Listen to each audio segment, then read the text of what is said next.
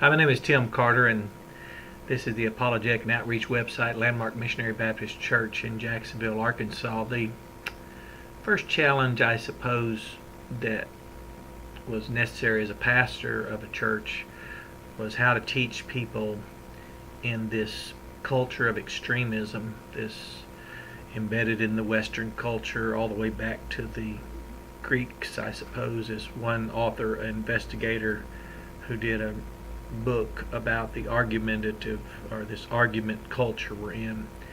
But one thing I helped the church with was say, well, since we're not ecclesiastically speaking Catholic nor Protestant, then let's work to understand why we're not theologically of the Catholic or of the Protestant. And then if there's things that are shared in glossary or vocabulary, let's make certain we understand what distinguishes that. And then, of course, being in a congregation where we came in, and this congregation was started by one of the presidents of the Landmark Missionary Baptist Seminary, or the Missionary Baptist Seminary in Little Rock, Arkansas. So we had a lot of people with a lot of high level of Bible knowledge, 7 dispensations, J.R. Graves, Life and Works of Ben M. Bogard, large volume books, Bible in 8 Ages, Albert Garner books. All these were somewhat scattered around the library where we had a lot of contemporary items had collected. Those were removed. We still have Martyrs Mirror in the library. So what do we do as things change from pre-trib to swings to post-trib? What do we do with open theism and it changes to closed theism, or vice versa? Or what do we do with the old earthers in the church? Do we just bury them? Well, of course not. So I don't place the church at any time in a position of old or young earth. They have been well taught long before I was here that there's valid basis and grounds for understanding that something happened in Genesis verse 2, the first chapter. I can only give them from the Hebrew language, where I found a determinate in the Koine Greek text, a word that was used to translate ha-yah as come to be, and it's genomai. So, of course, only those interested in the Greek or Hebrew cared about that. All of them cared about the fact that it could be determined that that was very valid. And then, like pre and post-trib, as it came and went, for some reason when Hollywood came out, all of a sudden pre-trib was important again. But fortunately I was here when that wasn't the case, where we had Dr. McElmurray under Dr. Lynn Baxter. Dr. McElmurray came and preached a revival. Then shortly after Brother Lynn Baxter left, Dwight West preached here. One of them was pre-trib, the other one was pro-tribulation, being here on the earth, and yet they both taught very effectively, and our church was better for them having come here. They're both Missionary Baptists, great teachers, students of the Word. So it didn't really become a problem until problem makers came here, and then it occurred to them as I was teaching it didn't seem to bother them that they had to throw some people under the proverbial bus, I guess, because now I just tell people those are Nicolaitans. If you want to teach against evolution, the Missionary Baptist in Arkansas, especially the American Baptist Association, one of the founders of it, led the Arkansas legislature to outlaw even the teaching of evolution, and yet they were considered what people call today, they were old earthers. Charles Spurgeon was old earther. C.S. Lewis, one of the highest scholastics out there, Edersheim, and we just go on down the list. It's not like it would be hard to find and understand that there was in the language, and it is determined come to be, that's valid. I wanted them to learn something more important than that. I don't want them to banter and debate. I wanted them to understand if you want to defend against evolution, then go ahead, but why would you find necessary to be anti-old earther? And if you're against evolution, why would you want to be anti-young earther? And if you're for being ready when Christ returns, and you don't want to learn the fallible elements of rapturism, like young earthism, or the multiple gap theories, then really you're probably falling prey to the Nicolaitans. They want to rule people by being the ones that created this in the first place. For example, you can't really talk about Calvinism because are you talking about the hyper form, which now there's different forms of hyper. One hyper form is people say, well, we don't say we know who the elect are, because if we did, that's hyper. Well, another form says eternally justified. And then one form of hyper Calvinism says, no, that's not hyper Calvinism. And then there's high Calvinism. Then there's moderate Calvinism. Then there's low Calvinism. Then there's 2 points and 3 points. Then there's Calvinian. We really don't. That's not valid in the church.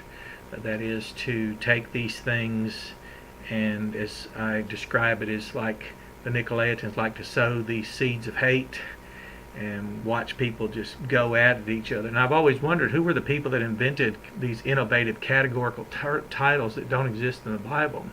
So instead of talking about conditional or unconditional election, as a pastor, I do what I was taught by the pastor in the seminary, Dr. Owen, who taught us, we'll start there, conditional, unconditional. Now come back from the book Genesis through Revelation about election. So I now can teach them that the purpose of election of believers today is so that the establishment of a kind of order which is unique only in the New Testament church, particularly I can define that from Ephesians 1, chapter 1, verse 5 through Ephesians chapter 6, verse 24.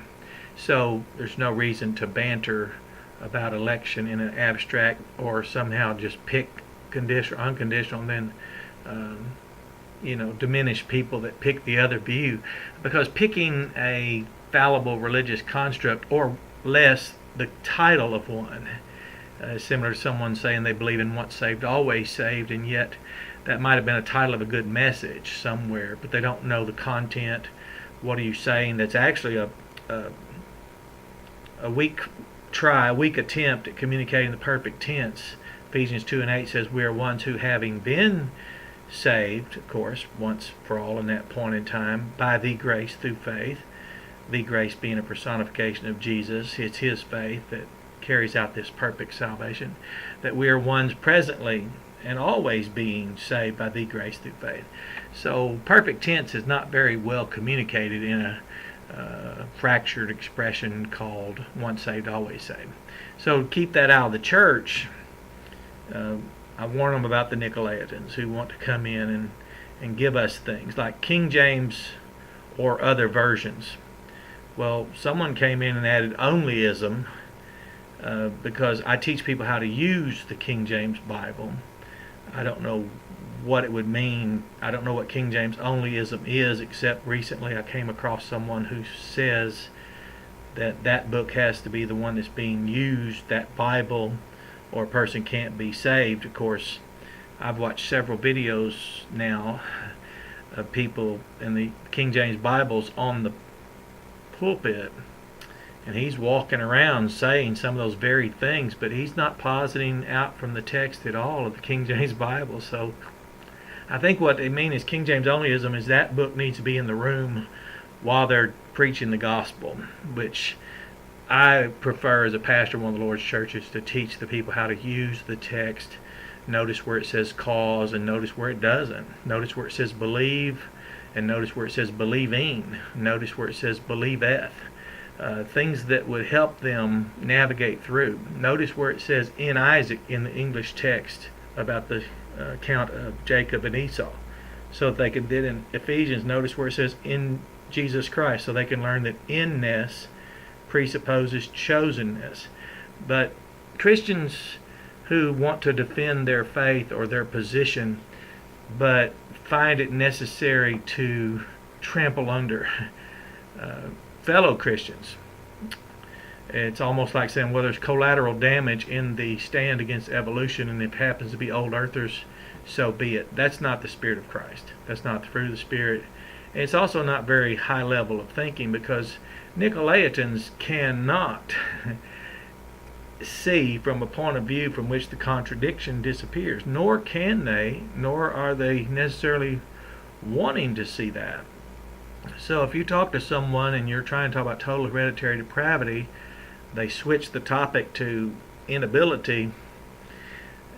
I help people, especially here locally, and that's why this apologetic started, because we were going out doing Fishers of Men years ago, and we began to go out into the neighborhoods.